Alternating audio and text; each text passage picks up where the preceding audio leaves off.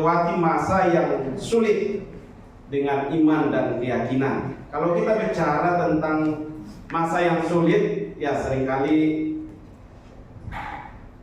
kalau bisa tidak ya, seringkali kita tidak mau yang susah, yang sulit. Kita maunya yang baik-baik saja, yang enak-enak saja. Nah, semua orang pasti mau yang itu ya, tidak mau yang sulit. Tapi pagi hari ini kita akan melihat dari sisi kebenaran firman Tuhan. Ya, tentang masa yang sulit, masa yang sukar yang akan terjadi. Tapi kita tidak bisa menghindari.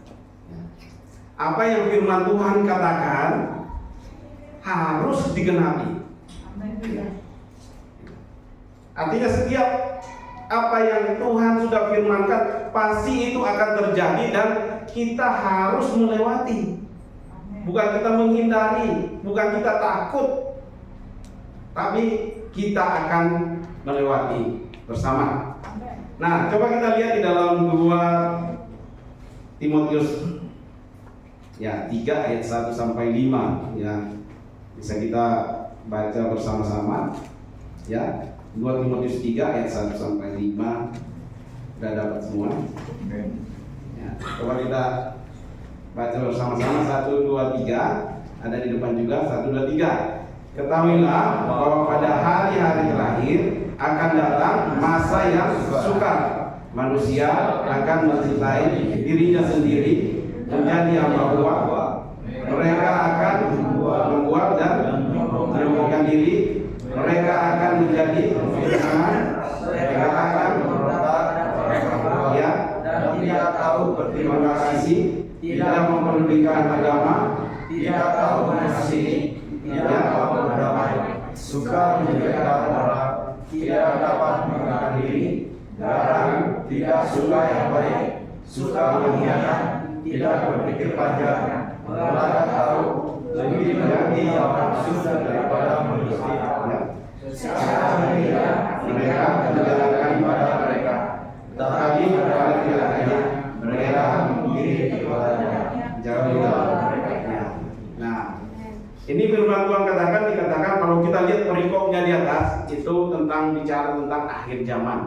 Ya, artinya pada akhir zaman nanti akan datang masa yang sukar. Ya, masa yang sukar.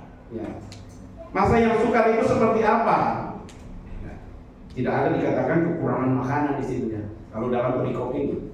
Nah, coba kita perhatikan satu persatu. Ya, yang pertama dikatakan di masa yang sukar itu yang akan terjadi, manusia akan apa?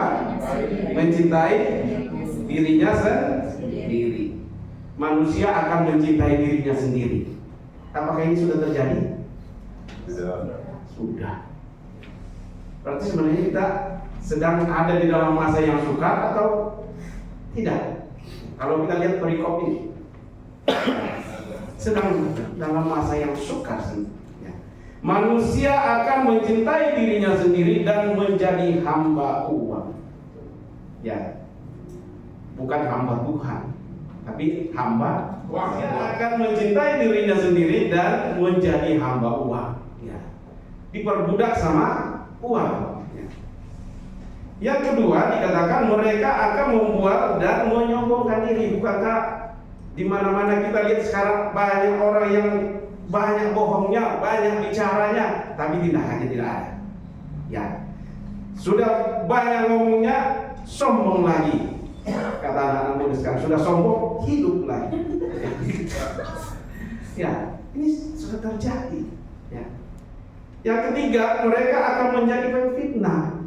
Ya, bukan begitu banyak berita-berita hoax yang kita lihat. Ya. Yang benar jadi salah, yang salah jadi benar. Itu sudah terjadi. Yang keempat dikatakan mereka akan berontak terhadap orang tua dan tidak tahu berterima kasih. Bukankah kita lihat berita-berita sekarang ada anak yang membunuh orang tuanya, ada orang tua yang membunuh anaknya. Ya. Banyak anak yang berontak terhadap orang tuanya. Apa yang harus kita lakukan? Pertanyaan apa ya? Di masa yang sukar itu, siapa yang pernah difitnah sih? Ada yang pernah difitnah? Ya. Ada yang pernah dijelekkan itu? Ada? Ada yang pernah merasakan pilih kasih sama orang tua? Ada? Jujur, muka-mukanya kelihatan, jujur, ya pasti ada gitu kan. Nah, lalu apa yang harus kita lakukan di masa yang sulit ini, di masa yang sukar ini? Apa yang harus kita lakukan? Mari kita belajar dari firman Tuhan. Mari kita belajar dari tokoh-tokoh Alkitab yang pernah mengalami masa-masa yang seperti ini juga. Bagaimana respon mereka terhadap masa-masa itu? Ya. Kita lihat yang pertama. Coba kita lihat Daud. Siapa sih yang kenal Daud itu? Ya, seorang raja. Ya, mungkin kalau dibandingkan dengan saudara-saudaranya, dia bukan orang yang gagah yang dikirim ke medan perang. Dia hanya seorang yang menggembalakan domba yang tidak banyak juga. Tapi dari posisi itu bisa Tuhan angkat jadi raja. Ya. Apakah tidak ada masa-masa sulit yang dialami? Ada. Ya, kalau kita lihat Mazmur 3 ayat 1 sampai 4 itu bisa ditampilkan kan? Mazmur 3 ayat 1 sampai 4. Situasi sulit yang Daud alami, ya. Kelihatan di situ ya. Mazmur 3 ayat 1 sampai 4 ya. Mungkin nggak bisa ditampilkan ya. Nah, itu menggambarkan bagaimana Daud mengalami situasi-situasi yang sulit, sukar, ya. Baik secara fisik, baik secara batinnya juga mengalami masa-masa yang sukar. Ya. Coba kalau kita di posisi Daud, ya. Dikejar anaknya sendiri untuk dibunuh. Padahal dia seorang raja. Ya. Coba yang sudah berkeluarga. Kalau kita suruh anak kita bekerja atau mengerjakan sesuatu dan dia balas tidak mau, kira-kira perasaan itu gimana? Ibu-ibu misalnya, kalau suruh anaknya misalnya ke warung tapi tidak mau,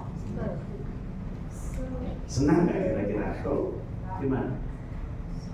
Kalau bapak-bapak mengajar anaknya tapi bukannya didengar tapi yang dilakukan terbalik, kira-kira gimana rasanya? Daud, seorang raja, dia punya posisi, tapi dia dikejar oleh Absalom, anaknya untuk dibunuh. Kalau mungkin orang lain tidak jadi masalah, tapi ini orang terdekat, darah dagingnya sendiri yang mau membunuh dia, mau menggantikan dia sebagai raja. Sukar pasti, sulit pasti. Secara fisik dikejar, lelah. Secara fisik tekanan batin, mau dibunuh anak sendiri, darah daging sendiri. Masa yang sulit dialami. Tapi apa yang Daud respon terhadap masalah itu? Dikatakan dia tetap bersandar sama Tuhan. Dia tetap percaya bahwa di balik semua itu Tuhan sedang mengerjakan sesuatu yang baik untuk dia.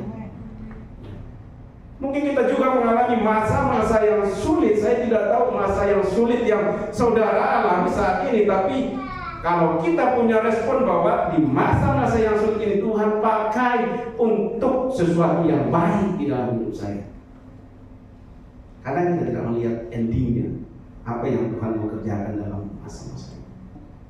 Ya, kita hanya terpaku pada masa yang sukar. Ya. Dikatakan Banyak orang yang menentang dia, mana Tuhanmu yang bisa menolong kau? Ya. Mungkin dalam kehidupan kita juga, kamu udah berdoa, kamu pengurus gereja, kamu aktif di gereja, tapi kok hidupmu gitu-gitu saja? Kok kamu masih mengalami masalah? Masalah tetap ada dalam hidup.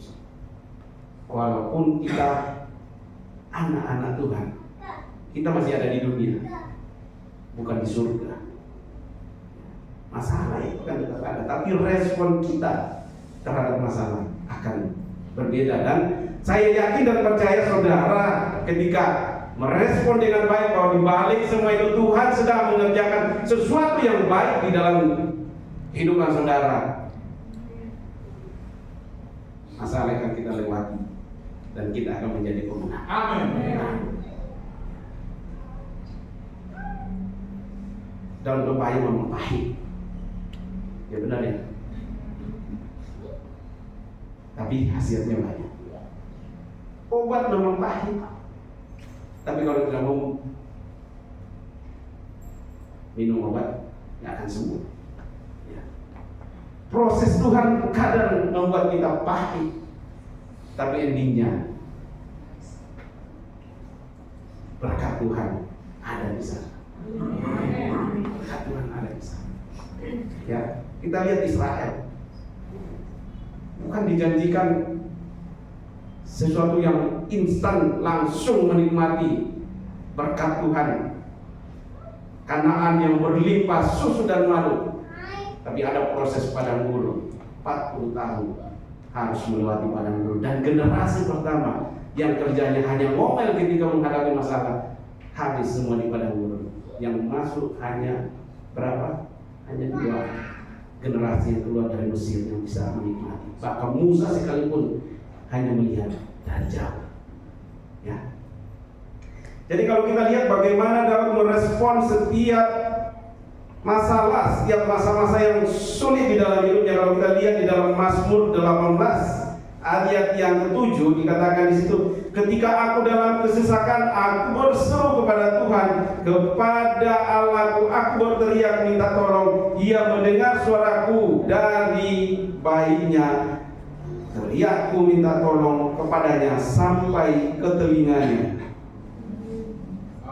Bukan dia bilang, saya kontak bapak saya kontak nenek saya yang punya kekayaan banyak untuk menolong saya. Saya kontak raja-raja yang lain yang bisa menolong saya. Tapi Daud katakan, aku berteriak, aku berseru kepada Allahku, dan Allahku meluputkan semua. Mampukan aku untuk melewati masa yang sulit. Ya. Bagi Tuhan tidak ada yang mustahil. Bagi manusia mungkin mustahil, tapi bagi Tuhan tidak ada yang mustahil. Yang penting kita mau ikut prosesnya Tuhan. Proses itu pasti ada. Ya, nggak mungkin singkong tiba-tiba jadi terigu. Ada prosesnya kan, dijemur dulu, digiling dulu, baru jadi terigu. Mungkin ini singkong langsung sekejap jadi terigu. Nah, ada prosesnya. Emas juga ada prosesnya. Semua yang berharga itu ada prosesnya. Ya. Anak Tuhan yang berharga itu ada prosesnya. Ya. Ikuti saja prosesnya Tuhan. Ya. Kadang kita dibuat setengah mati, tapi nggak sampai tergeletak kan. Paling oleh-oleh gitu ya, nggak sampai tergeletak. Tapi oleh-olehnya itu yang bikin nikmat itu kalau oleh-oleh kan. Tapi nggak sampai tergeletak, kata firman Tuhan. Ya. Kemudian dikatakan di dalam Mazmur 23 ayat 4, sekalipun aku berjalan dalam lembah kekelaman, aku tidak takut bahaya. Apa? Sebab Engkau besertaku, gadamu dan tongkatmu itulah yang menghibur. Ini kata-kata Daud semua. Walaupun aku dalam masa yang sukar, walaupun usahaku kayaknya lagi turun, tapi aku tetap mengandalkan Tuhan. Bahwa Tuhan yang akan mengangkat usaha ini menjadi hidup kembali. Di dalam kamusnya Tuhan tidak ada kata mati. Ya, tidak ada kata mati. Selalu ada jalan di dalam Tuhan. Coba lihat akar itu gak pernah buntu. Yang mau ketemu batu besar, mau ketemu apapun itu dia bisa lewati.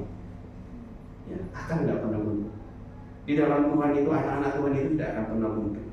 Ya, selalu ada jalan yang Tuhan berikan untuk kita bisa keluar dari masalah yang kita hadapi.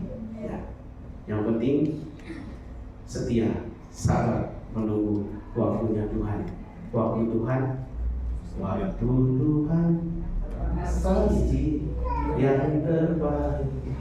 Kata pujian itu kan, jangan kita hanya jago nyanyikan, tapi pas gilirannya nggak mau waktunya Tuhan, waktuku yang mau. Ya, musim akan selalu berganti, tapi kasih Tuhan tetap abadi, tak berkesudahan sampai selama-lamanya. Kemudian tokoh yang kedua coba kita lihat. Jadi Daud di dalam segala kesusahan yang dialami dia tetap percaya sama Tuhan.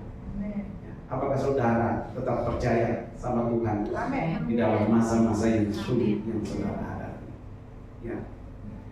Kalau nggak mau sulit, cepat minta Tuhan. Tuhan, aku mau kembali. Tuhan bilang rumahmu belum selesai. Ya, sabar menunggu. Ya. Kita semua dalam antrian, kita nggak tahu kan. Ya, berdoalah supaya kita masih hidup, Tuhan Yesus datang kan. Kita diangkat semua. Nggak ada yang ketinggalan. Yang kedua kita lihat tokoh Yusuf. Nah ini nanti di rumah bisa dibaca yang Kejadian 37 ayat 23 sampai 24 bagaimana kalau tadi Daud dia berhadapan dengan anaknya. Kalau Yusuf dia berhadapan dengan saudara-saudaranya. Ya, orang-orang dekat, ya. Berhadapan dengan saudaranya, dia jubahnya diambil, kemudian dia dibuang ke sumur, kemudian dijual. Kalau kita lihat masa-masa sukar yang kayaknya nggak ada masa-masa yang enak di dalam hidupnya Yusuf itu ya. Tapi coba lihat, dia tetap setia mengikuti prosesnya Tuhan sampai Tuhan angkat dia menjadi orang yang sangat berpengaruh di Mesir. Ya. Makanya jangan kita pernah meremehkan orang. Ya. Karena kita nggak tahu apa yang Tuhan bisa buat dalam diri orang kita. Ya. Nah kemudian kita lihat Yusuf, ya. Yusuf mengalami kesusahan sepanjang hidupnya. Ya, tadi ya sebelum Tuhan angkat menjadi orang penting di Mesir. Ya. Difitnah sama Potifar, istri Potifar. Kemudian berjanji sama kalau saya bisa tafsirkan mimpi ini, ingatlah aku. Ya, dia hanya harapan palsu saja kan. Ya, mungkin kita pernah juga dikasih harapan palsu kan. Kalau usaha ini berhasil saya akan kasih sekian, tapi nyatanya nggak dikasih, kecewa. Banyak janji-janji palsu yang kita alami. Ya. Sama dengan Yusuf juga banyak janji. Ya. Kemudian apalagi masuk penjara. Ya. Tapi waktu Tuhan, waktu yang terbaik. Tidak selamanya anak-anak Tuhan akan mengalami masa-masa yang sukar. Ya. Ada saatnya Tuhan angkat kita untuk menjadi terang, untuk menjadi berkat bagi banyak orang. Dikatakan di situ dihanati saudara-saudaranya, dijual menjadi budak, dipenjara, tuduhan palsu, diabaikan, bahkan setelah menolong seseorang diabaikan. Ya. Mungkin kadang kita juga berbuat baik sama orang, tapi balasannya ya air susu dibalas dengan air tua, membuat kita kecewa, membuat masa-masa sukar dalam hidup kita. Tetapi dikatakan Yusuf tetap setia kepada Allah dan akhirnya Allah memberkati dan mengangkatnya menjadi orang penting di Mesir. Bahkan dia tidak ingat lagi masa-masa susah yang dia alami. Ketika saudara-saudaranya takut sama dia, dia bilang, Tuhan izinkan saya duluan ke Mesir untuk memelihara keluarga kita. Dia lihat yang positifnya di situ. Ya. Yusuf melihat semua masa-masa yang sukar itu dari sudut pandang Tuhan, bahwa tidak lepas dari ada rencana Tuhan yang Tuhan sedang kerjakan dalam hidupnya. Ya, mungkin kita pernah mengalami masa yang sulit, atau bahkan mungkin kita sedang dalam masa yang sulit.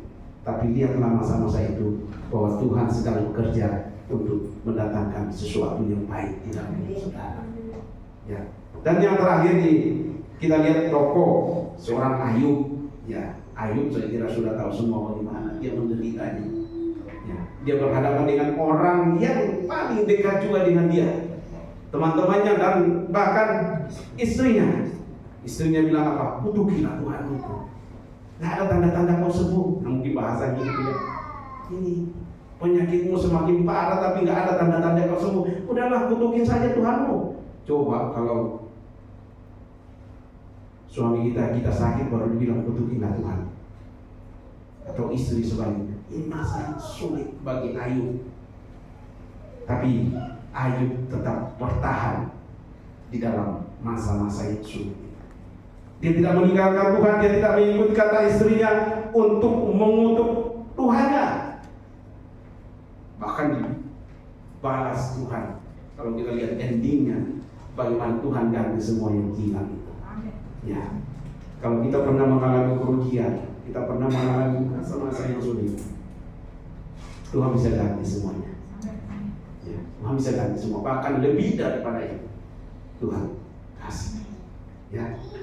Ketika kita memberi sesuatu yang baik sama Tuhan, ketika kita berharap sama Tuhan, Tuhan memperhitungkan semua itu. Ya. Ketika di dalam masa-masa yang sukar, masa yang sulit, kita tetap berharap sama Tuhan, Tuhan perhitungkan semua itu. Bahkan ketika kita punya niat untuk melakukan yang baik, walaupun kita sudah belum melakukannya, Tuhan sudah perhitungkan semua itu. Ingat, Tuhan tidak mau dihutangi. Ya, Tuhan tidak mau dihutangi. Ayub kita lihat di dalam masa yang sukar, dia tetap bertahan. Banyak tantangan dari sahabat-sahabatnya, dari istrinya, hartanya habis semua, anak-anaknya habis semua. Tapi kita lihat bahwa Ayub tetap bertahan sampai Tuhan memulihkan semuanya. Saya nggak tahu apa yang terjadi di dalam keluarga kita. Mungkin kita sedang bergumul dalam suatu masalah, tapi bertahan seperti Ayub sampai Tuhan membuat segala sesuatu berubah, karena Tuhan yang membuat berubah, bukan karena kemampuan kita. Siapa sih kita? Apa kemampuan kita untuk bisa merubah? Tidak bisa. Ya. Tapi kalau Tuhan yang sudah berubah, tidak ada seorang pun yang bisa menahannya. Ingat itu. Kalau Tuhan yang mengangkat kita, tidak ada satu kekuatan pun yang bisa menurunkan saudara dan saya. Ya. Kalau kita mengangkat diri kita sendiri, gak usah bicara Tuhan. Mungkin orang terdekat yang akan menjatuhkan kita. Kalau Tuhan yang membuka pintu, siapa yang bisa menahan? Amin. Tidak ada satu kekuatan pun yang bisa. Tetap bertahan. Kita lihat 3 tokoh Alkitab ini. Daud di dalam masalah yang dihadapi, dia tetap percaya sama Tuhan. Kita lihat Yusuf, dia tetap setia sama Tuhan, mengikuti prosesnya Tuhan. Kita lihat Ayub, dia tetap bertahan dalam masa yang sukar. Kita sedang menjalani masa-masa itu. Tapi percayalah bahwa Tuhan tidak akan pernah meninggalkan saudara dan saya. Tuhan bersama dengan kita melewati masa-masa yang sulit sampai kita menjadi orang-orang yang diberkati oleh Tuhan. Amin. Nah, yang terakhir, bagaimana kita mengatasi strategi masa-masa yang sulit itu? Ya, pertama, tetap percaya pada rencana Tuhan. Ya, dalam situasi sesulit apapun, tetap andalkan Tuhan. Tetap andalkan kekuatannya Tuhan. Ya. dalam masa sesulit apapun, tetap andalkan Tuhan. Ya, jadi apapun yang kita alami, kita percaya sama Tuhan. Jangan pernah ragu sama Tuhan. Mungkin ya sama kalau kita lihat bangsa Israel itu ya waktu mengalami air yang pahit, mereka sudah ngomel, mereka sudah bersungut-sungut, padahal nggak jauh dari situ Tuhan sudah siapkan 70 pohon kurma, air melimpah. Tuhan sudah siapkan.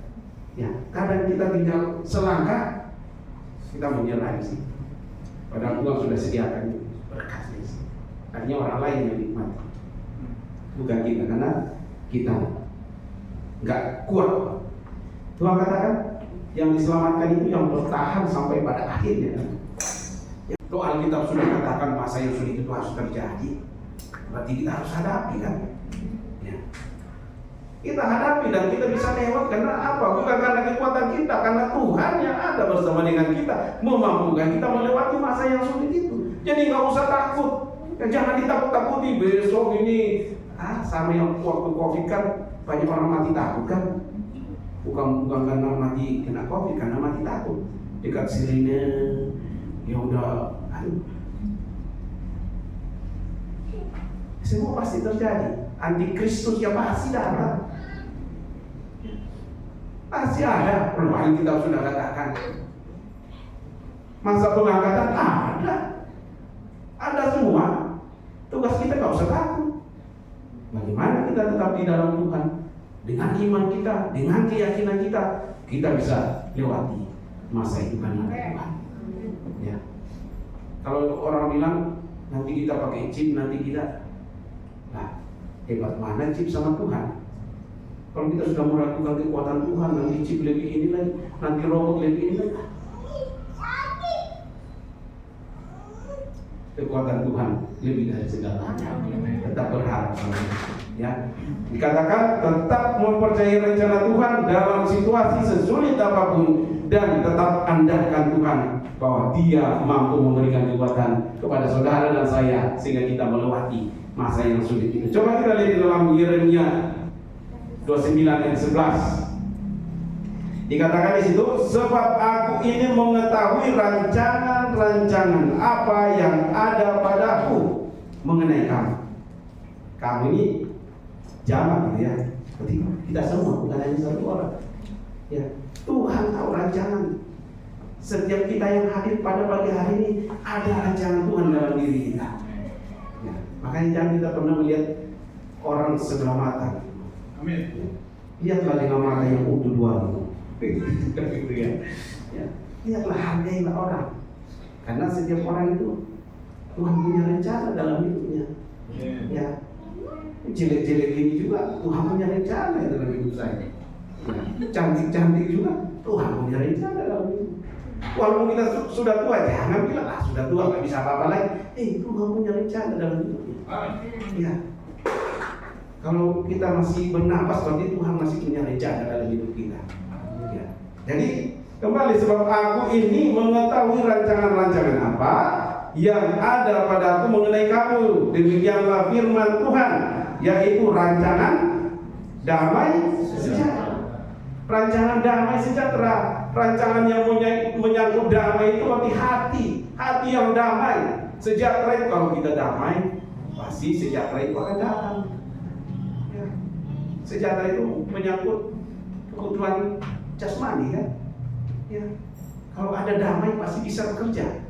Rumah tangga damai, keluarga damai, berkat itu akan mengalir kita. Ya, jadi rancangan damai sejahtera dan bukan rancangan kecelakaan. Tuhan tidak pernah merancangkan yang tidak baik dalam hidup kita. Ya, walaupun menurut kita itu tidak baik, tapi bagi Tuhan itu baik. Bagi Tuhan itu baik. Tuhan tidak pernah merancangkan yang tidak baik dalam hidup kita. Walaupun kadang kita merasa mungkin itu tidak baik, tapi kadang endingnya baru kita mengerti. Ya, sama kalau misalnya ada orang tuanya yang sudah di ICU berbulan-bulan, sedangkan biaya itu terbatas, dan Tuhan ambil. Ya bukan sesuatu yang mungkin secara manusia itu kita sedih orang tua kita dipanggil, tapi mungkin Tuhan tahu kalau saya tidak panggil, tagihanmu akan membengkak, dunia ini habis, padahal itu kamu masih bisa pakai untuk yang lain. Ya, jadi coba kita lihat, pahami bahwa di balik setiap kejadian itu ada rencana Tuhan. Orang kecelakaan juga biasanya ada rencana Tuhan di situ. Ya, kita nggak bisa menyalahkan Tuhan kan. Kalau kita mengalami masa yang sulit, sesuatu yang merugikan kita, baru Tuhan kita salahkan, kita mensalahkan Tuhan. Ya, tapi lihatlah dari bahwa Tuhan sedang merencanakan sesuatu. Yang terakhir, tanamkan bahwa Allah tidak pernah meninggalkan kita sendirian dalam kesulitan apapun. Ya, Allah tidak pernah meninggalkan kita sendirian di dalam kesulitan apapun. Jadi kalau sedang mengalami masalah, jangan merasa sendiri. Ya, ada Yesus bersama dengan kita. Tidak sendiri. Ya, mungkin manusia meninggalkan kita. Ya, biasanya manusia itu kalau kita lagi banyak senangnya, banyak teman. Lagi susah, temannya hilang semua. Ya kan? Tapi Tuhan, Dia tidak pernah melihat kamu susah, kamu senang. Dalam segala keadaan, Dia tetap bersama dengan saudara. Amin. Nah, coba kita baca bersama-sama ayat terakhir, Ibrani 13 ayat 5b, ada di depan ya. 1, 2, 3. Karena Allah telah berfirman, Aku sekali-kali tidak akan membiarkan engkau, dan Aku sekali-kali tidak akan meninggalkan engkau. Allah sendiri yang berfirman, Aku sekali-kali tidak akan membiarkan engkau. Aku sekali-kali tidak akan meninggalkan engkau. Amin. Tetap kuat, tetap percaya, tetap bertahan di dalam situasi apapun, karena Allah Immanuel, Allah Ebenezer yang selalu bersama kita semua. Kita bangkit berdiri, kita naikkan satu pujian seperti rusa rindu akan air.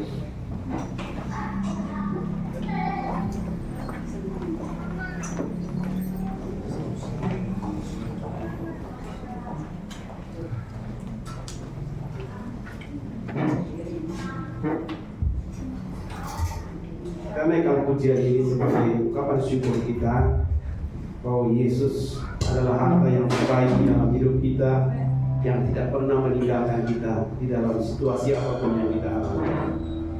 Biarlah hidup kita seperti rusa yang selalu merindukan air yang jernih, itu firman Tuhan sendiri. Seperti